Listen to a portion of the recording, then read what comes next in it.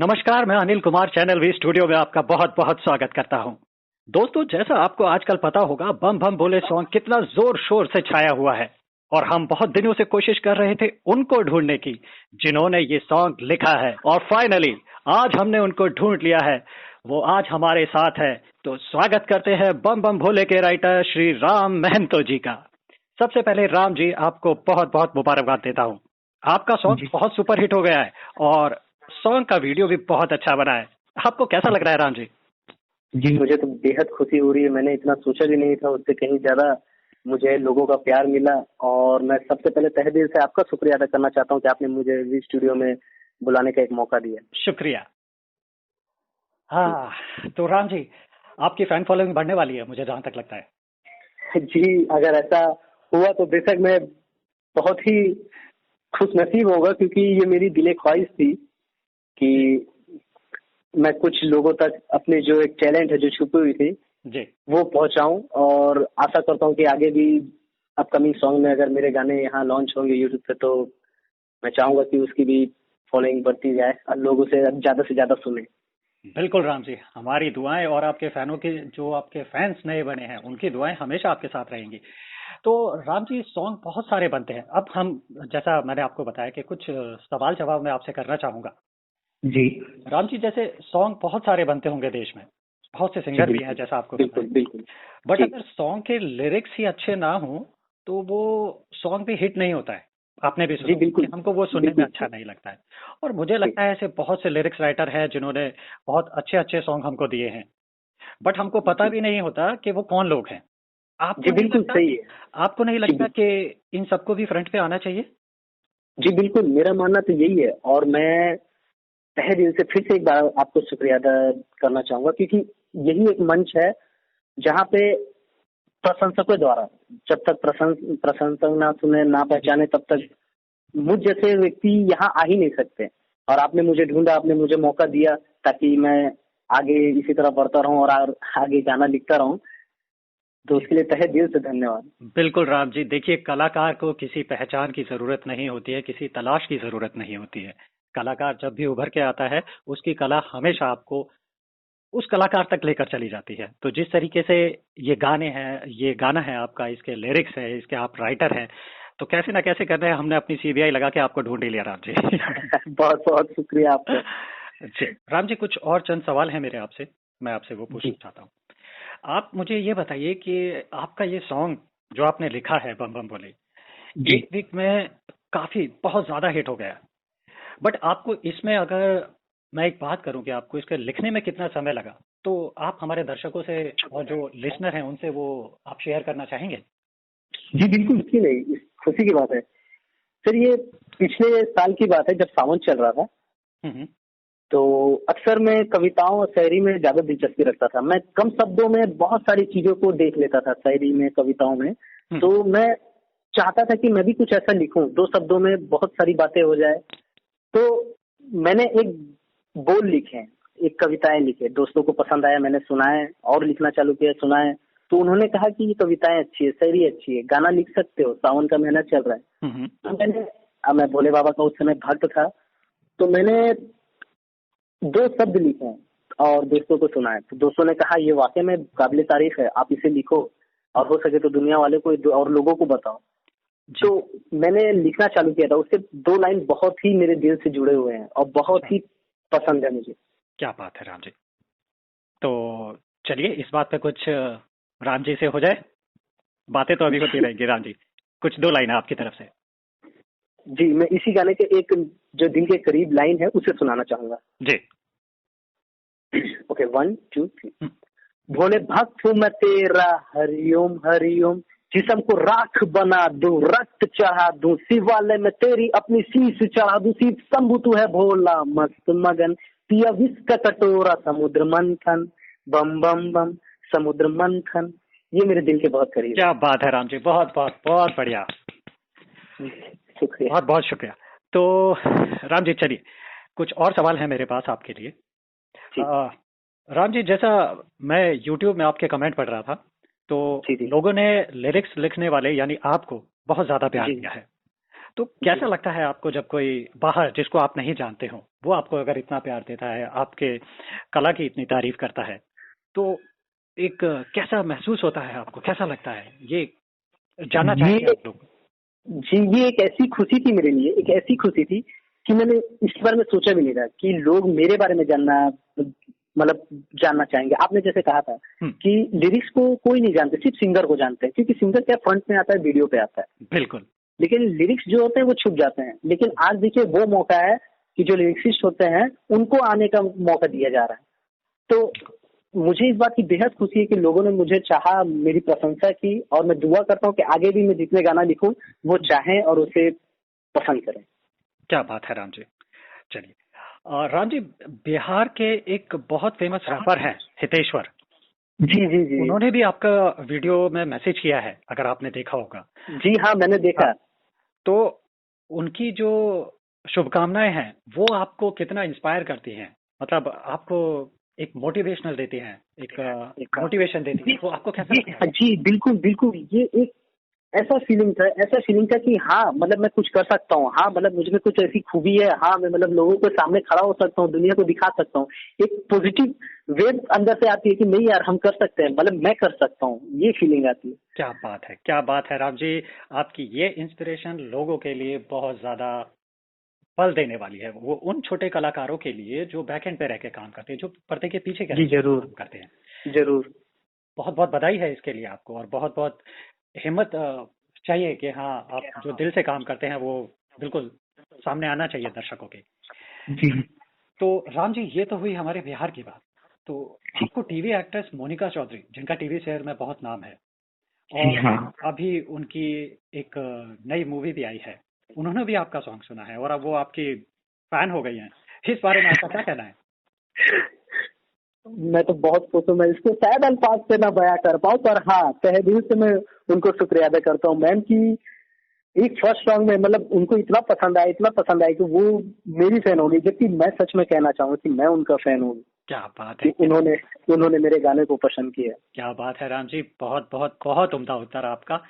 और चलिए अगले सवाल जवाब की तरफ हम लोग बढ़ते हैं।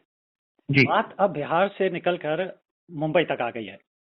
तो अब जी आप ये बताइए कि क्या आप मुंबई जाने का इरादा रखते हैं? जी। अगर मैंने कहा था, फिर से रिपीट करता हूँ कि जी हाँ, अगर ऐसा हो सकता है तो क्यों नहीं, मैं जरूर जाना चाहूंगा। जी बिल्कुल, अगर अपॉर्चुनिटी आपको मिलती है मुंबई के लिए तो आप मुंबई भी जरूर जाना चाहेंगे। जी राम जी, आपका लास्ट इंटरव्यू देखा था मैंने, उसमें आपने बताया था कि आप जॉब भी करते हैं, तो आपको टाइम कैसे मिल जाता है इन सब चीजों के लिए, आप बताना चाहेंगे? जी हाँ जरूर। सर मैं नगर निगम में असिस्टेंट रेवेन्यू इंस्पेक्टर के पद पर हूँ, जी। और मेरी टाइमिंग सुबह 10 से शाम 6 बजे तक की रहती है। हम्म। उसके बाद सर शाम का ही टाइम रहता है मेरे पास, तो कुछ एक आध घंटे टाइम ऐसे निकल जाते हैं लोनली रहने पे, तो कुछ ना कुछ थोड़ा बहुत उसमें ही टाइम निकल पाता है। Okay okay. जी जी जी।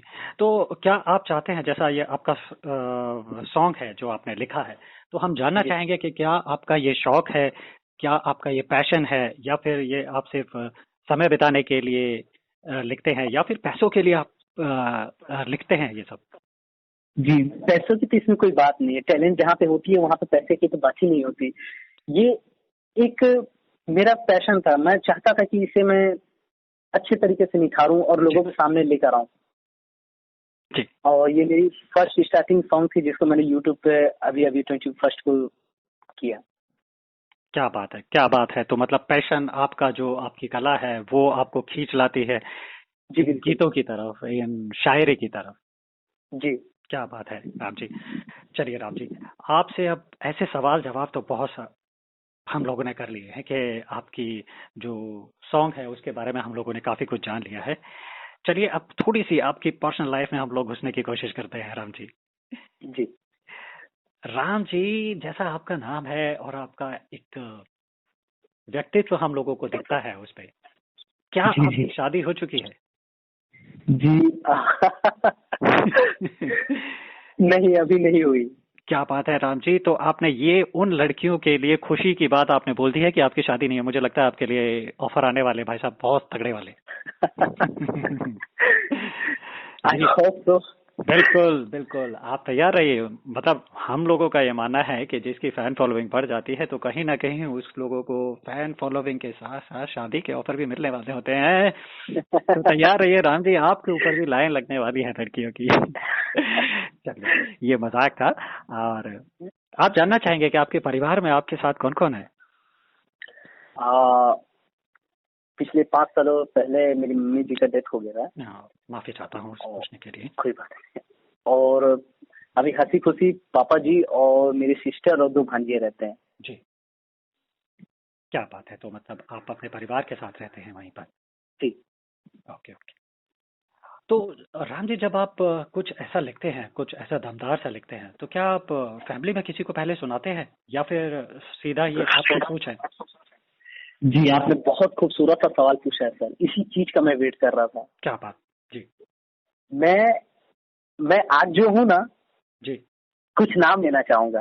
सबसे पहले मेरे दोस्त आते हैं, सनी सोनवानी उर्फ मोन्टू, उज्जवल दीप, आयुष नाइक, बाबूश नाइक और राजा।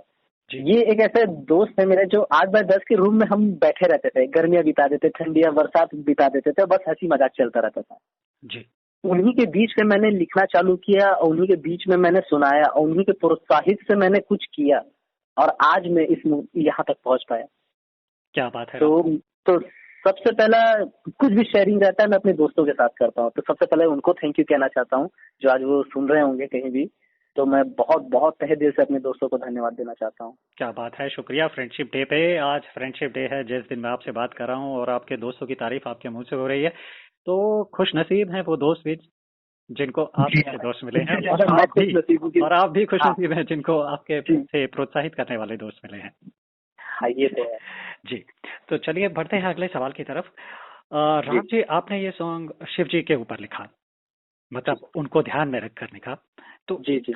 ऐसे ही बॉलीवुड के महान सिंगर शिव भक्त हैं जिनको पूरी दुनिया जानती है, कैलाश खेर साहब। बिल्कुल जी, बिल्कुल बिल्कुल। तो आपकी विश होगी कि वो भी कभी आपके इन लिरिक्स को यूज करें?